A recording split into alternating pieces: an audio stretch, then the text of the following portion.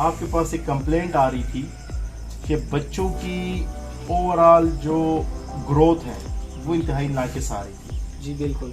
जिसकी वजह से मेरा ख्याल से कि फीड बीच में से स्टॉप थी या फीड चेंज हो गई।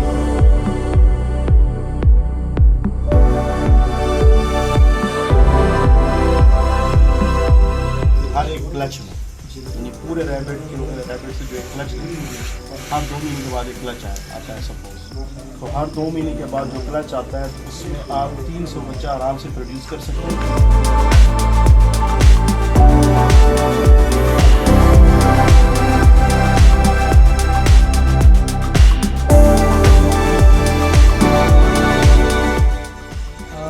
कुछ तकरीबन 2-3 मादा इसमें ऐसे है कि वो बच्चे नहीं दे, सिर्फ 2-3 है। हाँ जी, बाकी सारे ब्रीडिंग में आ जाते हैं, जी बिल्कुल। कोई इशू नहीं है। नहीं, यानी मैनेजमेंटल पॉइंट ऑफ व्यू से कोई 39 मादाओं से आपके पास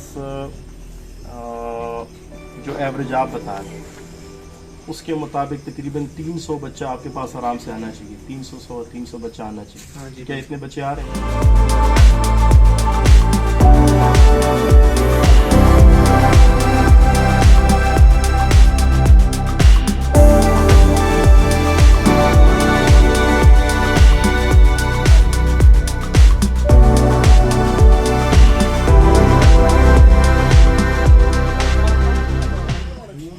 शुएब भाई, ये कैमरा करीब ले आए कि अपने व्यूअर्स को भी थोड़ा सा हम बताएं, क्योंकि पश्तो इनको समझ में नहीं आएगी।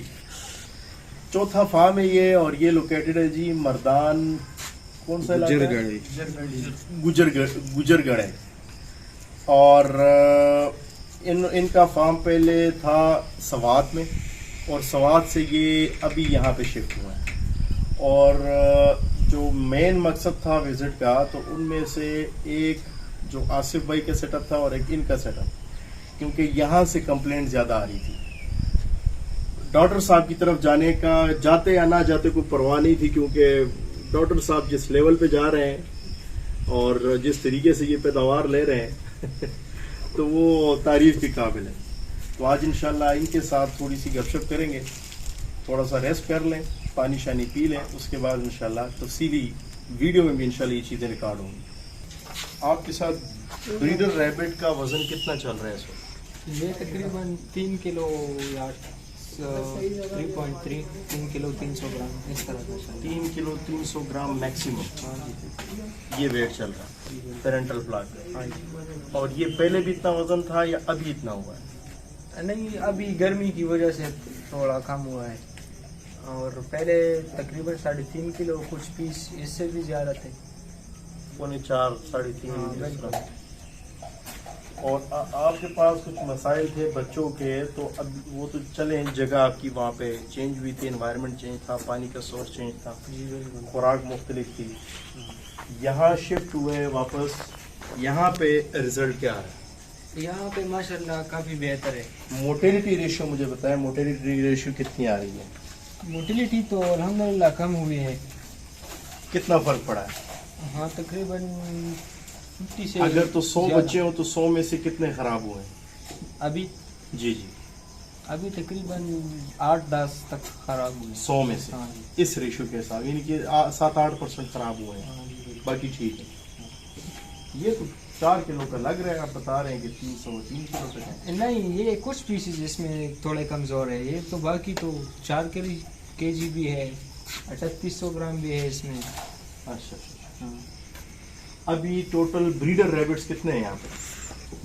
तकरीबन 80 से 85 तक है इसमें। Breeder rabbits. हाँ जी।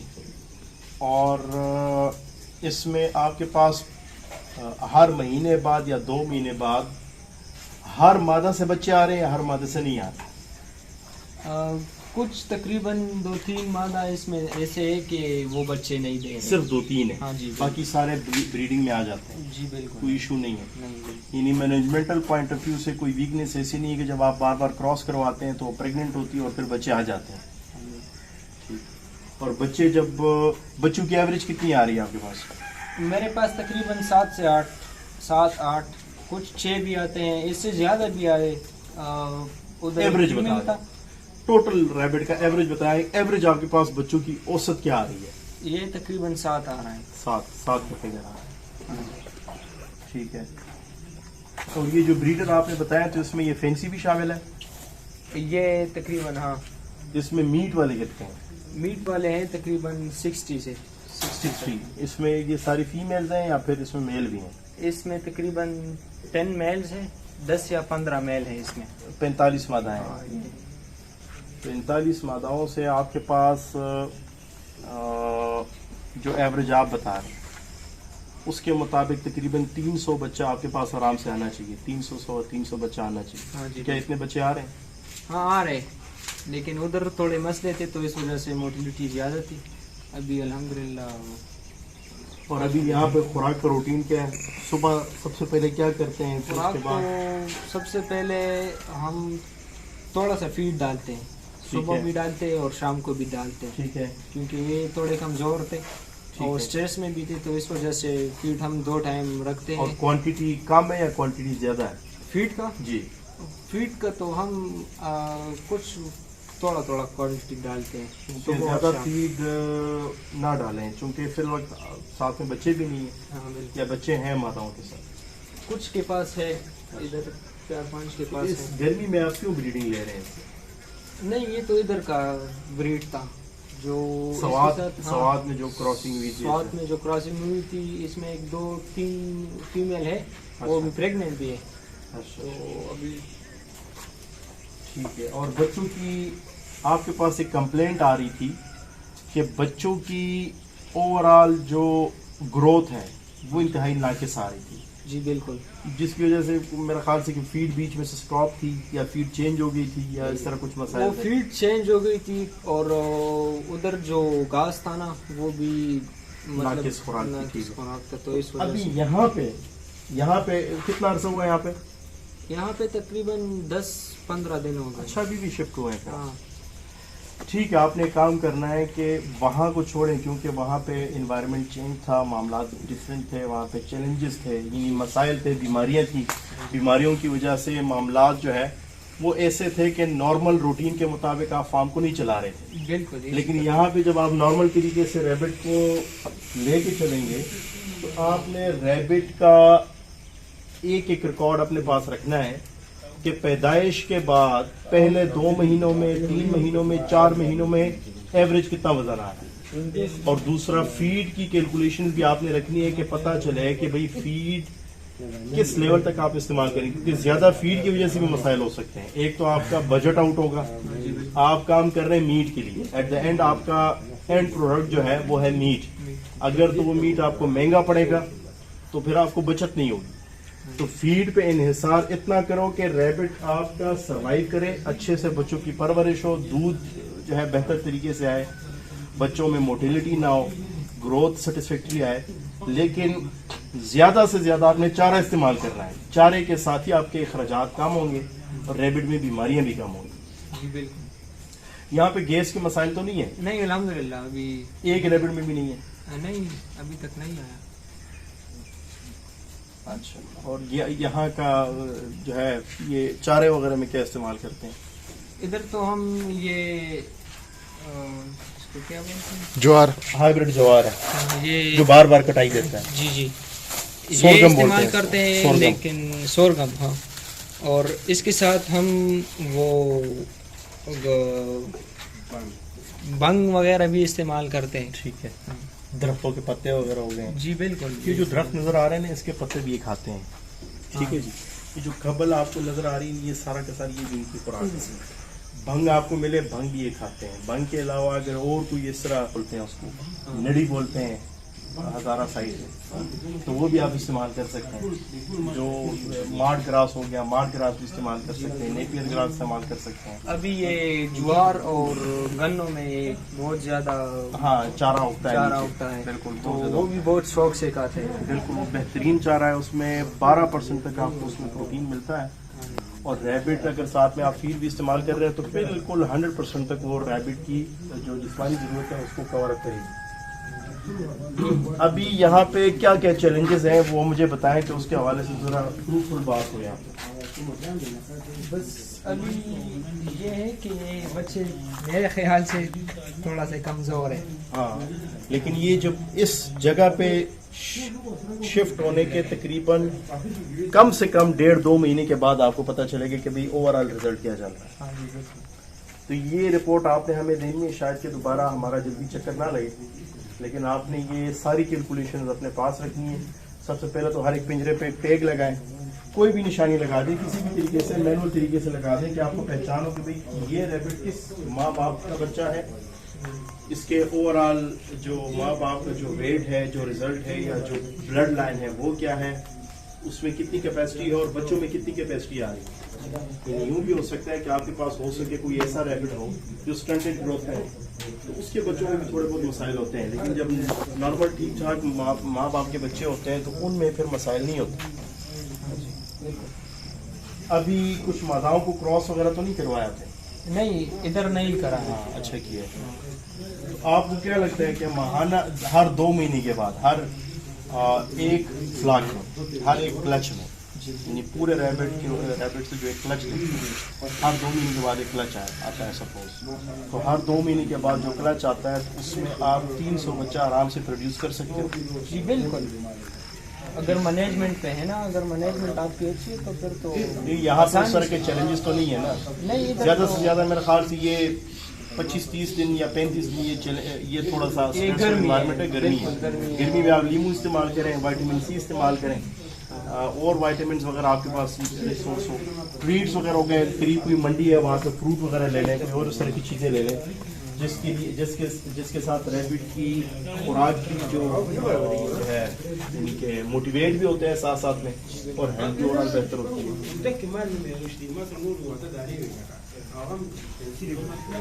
आपके पास हमारी तरफ से 22 फीमेल्स आई थी और 8 मेल। उसके अलावा आपके पास पुराने रैबिट पड़े हुए थे? हाँ, कुछ पड़े हुए थे। अच्छा, उसको मिला के टोटल ये 60 के करीब बन गया। जी बिल्कुल, इसमें कुछ मोटिलिटी भी हुई है। जो रैबिट हमने आपको दिए उसमें से कितनी बार आपने बच्चे लिए? तकरीबन 3 बार लिए हैं। अच्छा, 3 बार, ठीक है। और आपकी ये पहले साल में 3 क्लच हमने कैलकुलेट किए, ठीक है, और आपकी ये सेटिस्फैक्ट्री है, लेकिन टारगेट आपने रखना है कि साल में कम से कम 5 क्लचेस आपने लेने, 2 महीने गर्मी के निकाल के, बल्कि गर्मी के आपके समझ ले 3 महीने निकल रहे हैं, 3 महीने आपके निकलते हैं, और उसके बावजूद आपके पास आराम से 5 क्लचेस आ जाते हैं, जैसे कि हर 2 महीने के बाद एक क्लच होता है। अगर तो सपोज आपके पास लास्ट आप क्रॉसिंग करते हैं मई तक मौसम बेहतर होता है। जी बिल्कुल, मई में आप क्रॉसिंग करें, जून में बच्चे आते हैं, तो जब जून में बच्चे आ जाएं तो उसके बाद लाजमी आपने वक्फा तो देना होता है, तो वो वक्फे वाला दौरान जुलाई में आ जाता है।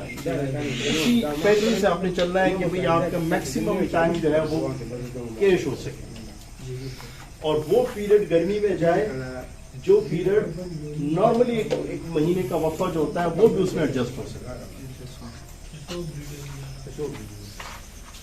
अच्छा, ये कुछ में आपने ये वाला फ्लोर लगाया, ये तो बड़ा बेहतरीन है, इसका रिजल्ट कैसा मिल रहा है आपको? बहुत अच्छा है, लेकिन ब्रीडर के लिए, बच्चों के लिए इसमें इसके पाँव, अच्छा, बच्चों के पाँव स्टक होते हैं इसमें? कुछ के होते हैं, जब इस उम्र में हो जाए तो। और ये वाला भी वैसे ज्यादा आइडिया नहीं लग रहा है, ये 1.5 इंच है, तो इसमें पाँव नहीं स्टक होते? नहीं, इसमें तो हमने सारे ब्रीडर रखे हैं। अच्छा, तो बच्चों वाले के लिए सिर्फ ये जो पट्टे लगे हुए हैं ये वाले ये अच्छे हैं, लेकिन जो 30 से 40 दिन के बच्चे होते हैं जब ब्रीडिंग बक्स से निकलते हैं तो फिर वो इसमें स्टक होते हैं। तो उसके लिए फिर क्या करते हैं? साथ में जो पट्टा रखते हैं, क्या कहते हैं, लकड़ी का कुछ? नहीं, अब इधर है ना, इधर और केजेस है जो वो आपके केज में जो आपने बनाए हैं, तो वो भी है हमारे पास। बेस उसका 2.5 बाई 2 इंच का बेस है। और ये ब्रीडर रैबिट है, तो जो बच्चे आएंगे उसके लिए पिंजरे हैं आपके पास? है, इधर 2-3 है और घर में भी कुछ है। अच्छा, जहाज भी पड़ा हुआ है, इंशाल्लाह बनाएंगे। मतलब कि पिंजरे आराम से कवर हो जाएंगे। और ये पिंजरे आपके पुराने पिंजरे हैं। इसका गेज थोड़ा फिट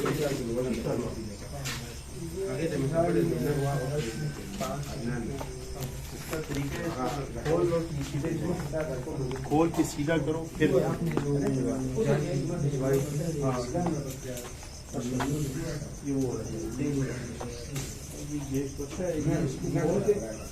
सीधा करो, फिर उसके बाद इसको दोबारा से लगा, फिर बिल्कुल सीधा हो जाए। इस तरीके से बिल्कुल सीधा नहीं होगा।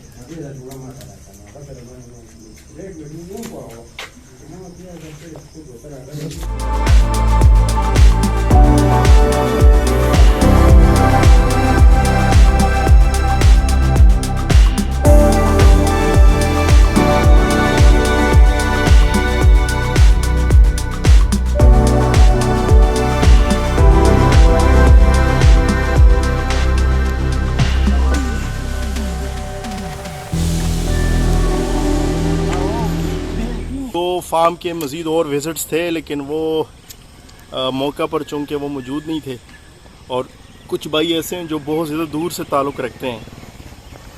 तो आज के लिए हमने 4 बड़े फार्म पर विज़िट किया, और हर एक फार्म माशाल्लाह से प्रॉपर कमर्शियल लेवल का फार्म था। और सबसे आखिरी फार्म जो है ये बिलाल भाई का था। बिलाल भाई का फार्म ये कौन सी जगह है? ये गुजरगढ़ी में, मर्दान में, गुजरगढ़ी। हाँ जी।